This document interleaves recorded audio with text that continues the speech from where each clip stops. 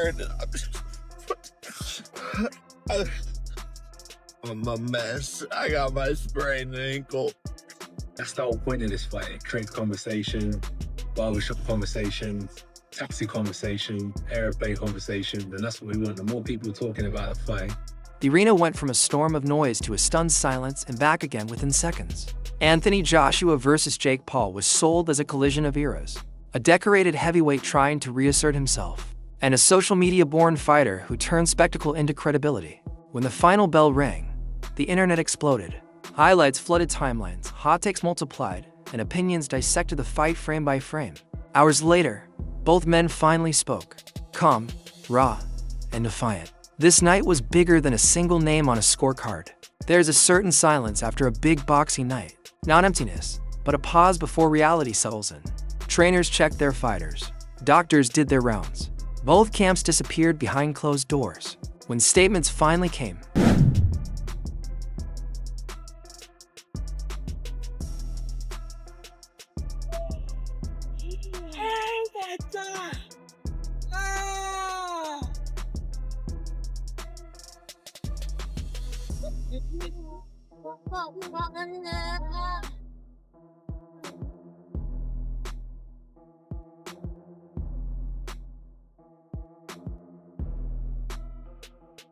they were honest and unpolished. Joshua sounded like a man taking inventory.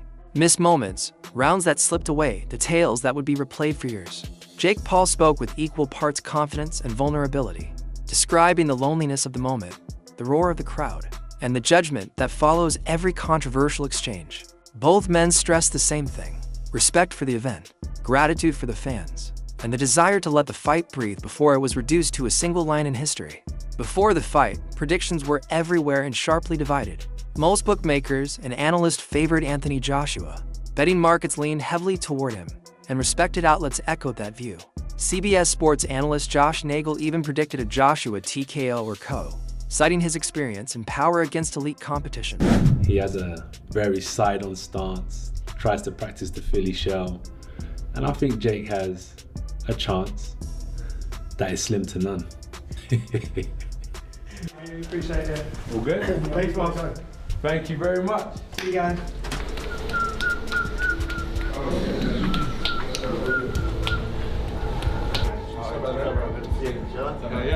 Heavyweight of the world! Yeah, can you get my back? No. For the first week of sparring, I had to get comfortable in there and let things slow down and feel the power out and get the confidence to slip, catch, move. Yahoo Sports analyst also leaned toward an early Joshua stoppage, pointing to the referee, the occasion, and heavyweight dynamics. But not everyone agreed. Tyson Fury publicly backed Jake Paul, claiming he believed Paul could land a fight-changing punch. Dana White offered a blunt but respectful take, skeptical of crossover hype yet acknowledging Paul's courage. Jake himself predicted victory, confidently stating Joshua couldn't knock him out during media appearances. That split made the fight electric. When belief clashes with experience, every round feels cinematic. Afterward, pundits adjusted. Some admitted they misread the tempo. Others used the fight as a lesson. Fighters like Amir Khan praised Joshua's old-school power and discipline. Many focused on craft instead of excuses. That honesty stood out. From the opening bell, the fight was tense and immediate. Paul's awkward angles caused early reactions. Joshua responded with textbook heavyweight control. Long jabs, measured power shots. It's very tough to say something about Joshua or Jake. You know, I'm waiting for this fight because I'm so excited. But, you know, Jake have a lot of chance to win, and a lot of people think he not, but I believe in Jake. I mean, Joshua is the best fighter and have a lot of experience in boxing. You know, he's a heavyweight guy, but Jake improved a lot, and the people need to respect both, you know, because it's not everybody have a, sorry my language, but have a balls for come inside the ring and see those big discrepancy in skill. Sometimes the better fighter carries the other fighter, or maybe goes a little easier. Is there any part of you that maybe thinks that way, or are you going in there 100%? Zero part of me. And it's not even that it's Jake. It's just, do you know, I was actually looking at myself today. I'm a very respectful guy, brought up by a good family, but if I can kill you, I will kill you. That's just how I am. And Moments that looked small on replay felt massive live. A short uppercut, a slight stumble. Each one shifted the crowd. After the fight, both camps spoke respectfully about those moments. Joshua's team pointed to effective range control. Paul's camp highlighted grit, confidence, and composure under pressure. Social media became the second arena. One exchange looped millions of times. Memes exploded. Technical breakdowns flooded feeds. Both fighters leaned into it, posting raw clips from backstage and medical areas. It felt real. Trainers spoke clinically. Tired, he's breathing heavily, and he's cornered again by Joshua. He needs to keep moving them feet like he was in the early rounds, but it's hard to do that. Right uppercut. It's amazing that Paul is still standing, taking the right uppercut. He knows he's been hurt. His hands are down. It's just incredible. And even if he does land his best shot at the moment, not that much is going to happen.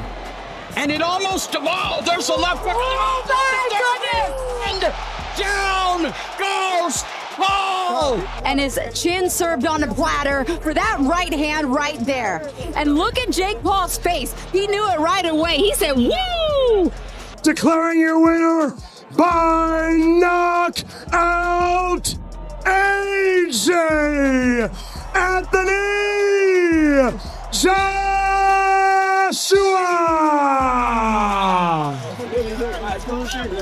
Joshua's corner noted defensive adjustments. Paul's team praised conditioning but admitted tactical gaps. No excuses, just lessons. Commercially, the fight moved the needle. Betting lines shifted during and after the bout. Pay-per-view numbers were analyzed. Promoters quietly circled rematch possibilities. This is modern boxing.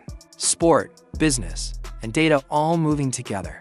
Fans debated meaning while executives counted numbers. Older fans argued about spectacle. Younger fans celebrated the crossover. One thing was clear: people cared. Both fighters thanked the audience, acknowledging that without attention, none of this exists. Talk of a rematch never stopped. Publicly, both camps stayed cautious. Privately, what it is that they're talking about is a massive bonus. So for me, I'm not too sure about, I'm not worried about what people think about the integrity side. I'm more worried about, are they talking? And as long as they... Everyone knows controversy sells. Health came first in official statements, calming speculation and refocusing attention. For Joshua, this night becomes another chapter in a long legacy. For Paul, it's a defining test of credibility. Both spoke about legacy, but framed it differently. One is a long journey, the other as immediate proof. In the end, both promised the same thing: back to the gym, back to work. The story isn't over.